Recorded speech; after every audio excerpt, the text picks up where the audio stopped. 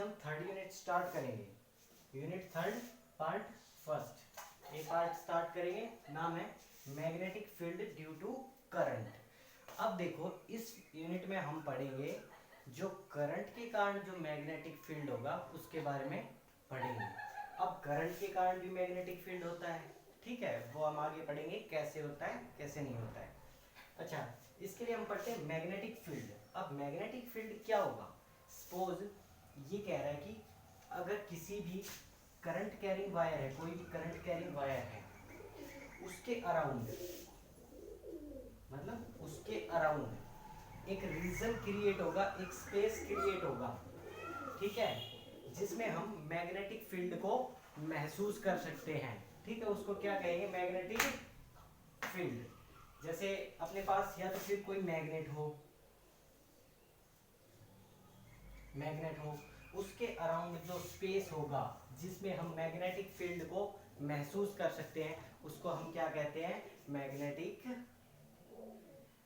Field. देखो जहाँ suppose यहाँ पर हम किसी भी पार्टिकल पे मैग्नेटिक इफेक्ट को महसूस कर सकते हैं, तो बोल सकते हैं ना ये जो फील्ड है ये क्या है? मैग्नेटिक फील्ड है। ऐसे ही करंट कैरिंग वायर के अराउंड भी मैग्नेटिक फील्ड क्रिएट होता है, ठीक है। तो वहाँ हम क्या करते हैं? किसी पार्टिकल पे या फिर किसी मैग्नेट के ऊपर मैग्नेटिक इफेक्ट को देखते हैं। जहां तक वो मैग्नेटिक इफेक्ट होता है उसके कारण, स्ट्रेट कंडक्टिंग वायर के कारण या फिर मैग्नेट के कारण, जहां तक होता है उसको हम कहते हैं उस मैग्नेट का फील्ड है, ठीक है। The magnetic field is a space around a current carrying conductor, या तो करंट कैरिंग कंडक्टर के अराउंड स्पेस, और magnet in which it's magnetic effect can be felt. या तो करंट कैरिंग वायर के अराउंड, जिसमें हम करंट कैरिंग वायर के अराउंड जो फील्ड होगा उसमें अगर हम मैग्नेटिक इफेक्ट को महसूस कर सकते हैं तो उसको क्या बोलेंगे? मैग्नेटिक फील्ड उसका। ऐसे ही मैग्नेट के अराउंड उसके मैग्नेटिक इफेक्ट को अगर महसूस किया जा सकता है तो उसको क्या बोलेंगे? उसका मैग्नेटिक फील्ड, ठीक है। आगे चलते हैं। आगे हमारे पास एक एक्सपेरिमेंट है ओस्टेड एक्सपेरिमेंट।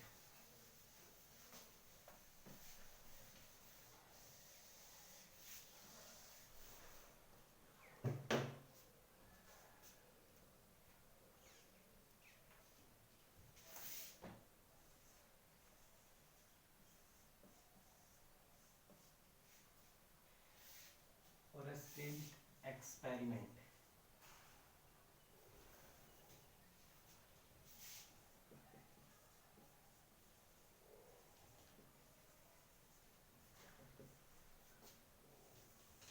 Ousted experiment. अब देखते हैं ओस्टेड ने क्या एक्सपेरिमेंट किया था।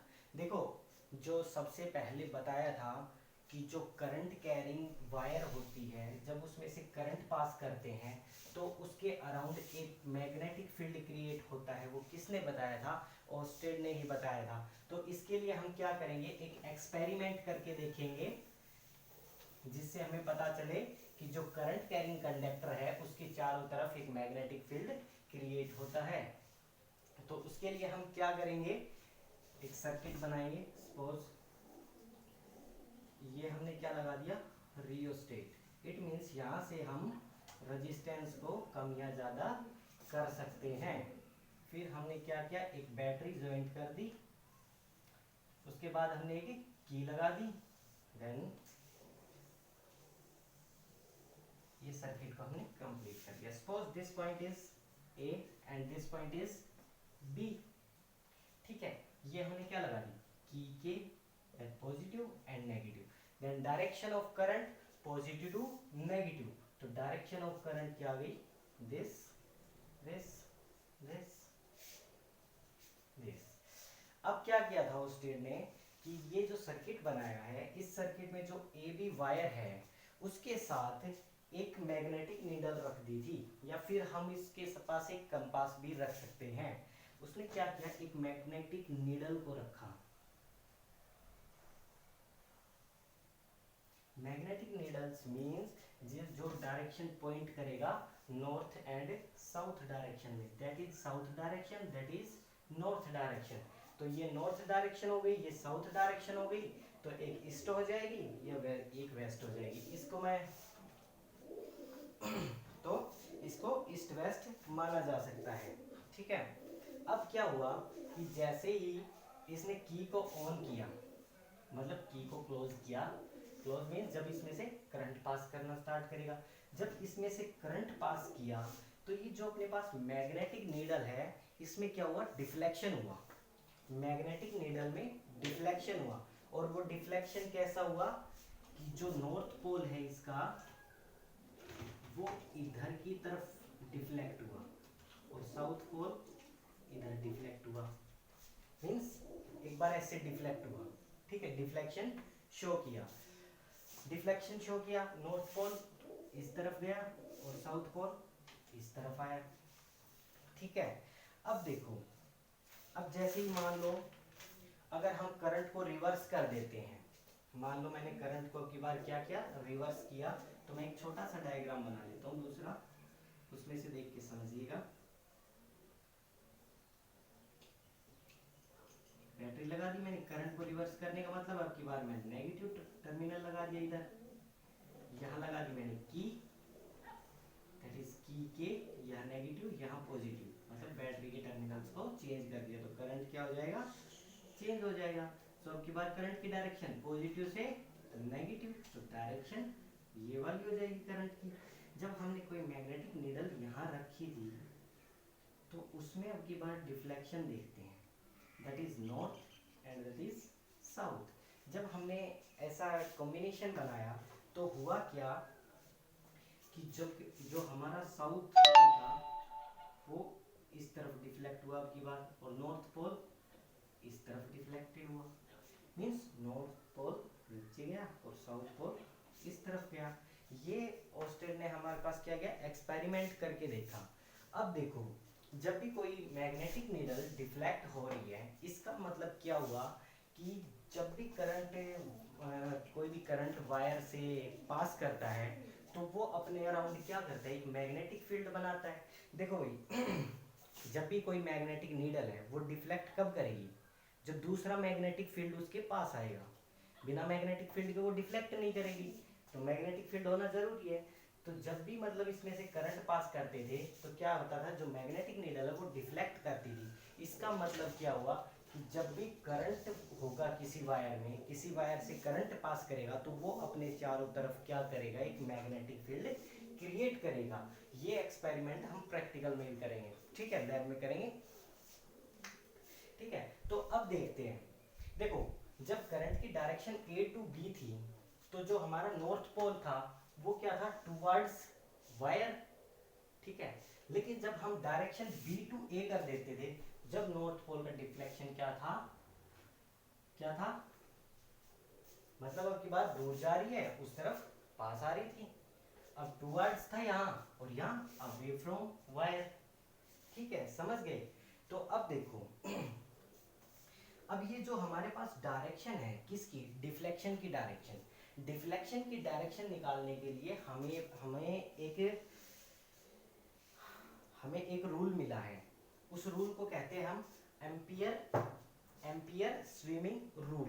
देखो एम्पियर स्विमिंग रूल क्या कहता है, एम्पियर स्विमिंग रूल कहता है कि जो हमारा करंट है, ठीक है, अब हम क्या करते हैं कि हम सपोज करते हैं एक मैन है जो वाटर में स्विम कर रहा है, सपोज वो ए टू बी स्विम कर रहा है। ठीक है, कोई भी मैन है वो ए टू बी स्विम कर रहा है। ठीक है, तो वो स्विम करके उस तरफ जा रहा है। अब देखो, जब वो स्विम करके जा रहा है तो हमें इसको ऐसे इमेजिन करना है कि जो करंट है वो उसके फीट से गुजर रहा है और हेड से आउट हो रहा है, एग्जिट कर रहा है। ठीक है, तो इस केस में जब भी वो स्विमर होगा, जब भी वो स्विमर होगा उसका जो लेफ्ट हैंड होगा, उसका जो लेफ्ट हैंड होगा, उसका जो लेफ्ट हैंड जिस तरफ होगा उस तरफ ही क्या होगा, नॉर्थ पोल का डिफ्लेक्शन होगा। तो इसका लेफ्ट हैंड क्या होगा, यही होगा। तो मतलब डिफ्लेक्शन क्या है नॉर्थ पोल का, इस तरफ आएगा ना नॉर्थ पोल। अब देखते हैं उस केस में, अगर उस केस में स्विमर तैरता है तो अब की बार इसका जो लेफ्ट हैंड है वो कौन सा हो गया, ये वाला हो गया। और नॉर्थ पोल क्या है, ये। तो नॉर्थ पोल की डायरेक्शन क्या होगी, नीचे की तरफ, मतलब लेफ्ट हैंड की तरफ। अब दीवार अंदर जाने की बजाय क्या होगा, बाहर आएगा। तो ये क्या है अपने पास, एम्पियर स्विमिंग रूल। इससे हम क्या कर सकते हैं, जो मैग्नेटिक नीडल है हमारे पास, उसकी डायरेक्शन, डिफ्लेक्शन की डायरेक्शन इजीली निकाल सकते हैं। ठीक है, तो समझ गए ना। जब ए टू बी जा रहा था करंट, तो जो नॉर्थ पोल है वो टुवर्ड्स कंडक्टर डिफ्लेक्ट हो रहा था। जब बी टू ए आ रहे थे तो क्या हो रहा था, अवे फ्रॉम कंडक्टर। ठीक है, तो ये एम्पियर स्विमिंग रूल समझ गए। ठीक है, इसके बाद आता है हमारा एक रूल और, राइट हैंड थंब रूल।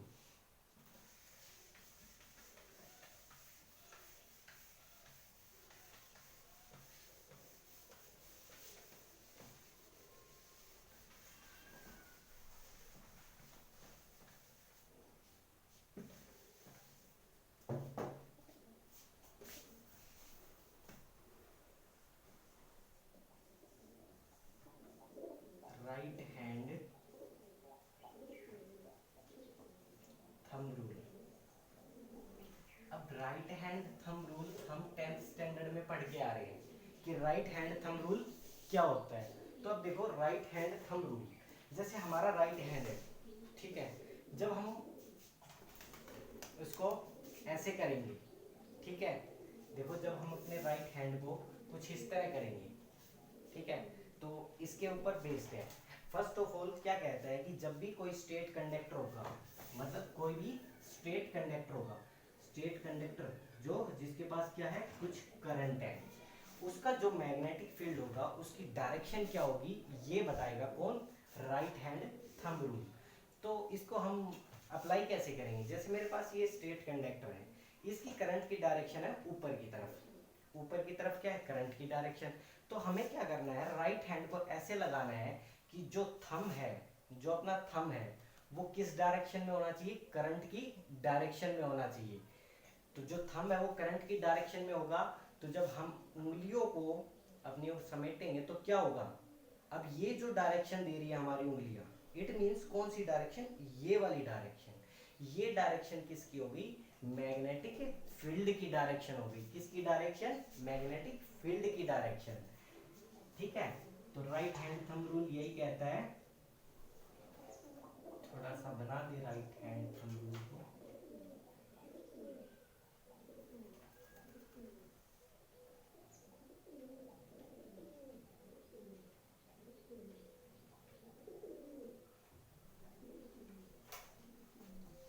कुछ इस तरह देखो, अब इसमें क्या है, एक स्ट्रेट कंडक्टर पकड़ा हुआ है, ठीक है। अब करंट की डायरेक्शन क्या है भाई, जिस तरफ थंब है, ठीक है, थंब को हम किस तरफ करेंगे, जिस तरफ करंट की डायरेक्शन है। तो मैग्नेटिक फील्ड क्या हो जाएगा, देखो अब इसमें देखो करंट थंब की डायरेक्शन में है एंड मैग्नेटिक फील्ड इन इस डायरेक्शन में है। ये डायरेक्शन मतलब इस टाइप से डायरेक्शन। तो इस कंडक्टर के अंदर जो मैग्नेटिक फील्ड होगा उसकी डायरेक्शन क्या होगी, ये वाली क्या होगी, एंटी क्लॉकवाइज डायरेक्शन। ठीक है, अगर नीचे की तरफ करंट होगा तो हमारी डायरेक्शन क्या आ जाएगी, क्लॉकवाइज डायरेक्शन आ जाएगी। जब नीचे की तरफ करंट जाएगा, नीचे की तरफ, तो हमारी जो मैग्नेटिक फील्ड की डायरेक्शन वो क्या हो जाएगी, करंट नीचे की तरफ है तो थंब को हम कहाँ लगाएंगे, करंट की डायरेक्शन में, देन फिंगर क्या देंगे हमें, मैग्नेटिक फील्ड की डायरेक्शन। तो मैग्नेटिक फील्ड की डायरेक्शन इस केस में क्या हो जाएगी, दिस। ठीक है, क्लॉकवाइज। ओके, समझ गए राइट हैंड थंब रूल। ठीक है, अब नेक्स्ट टॉपिक अपना बायोट-सवार्ट्ज लॉ।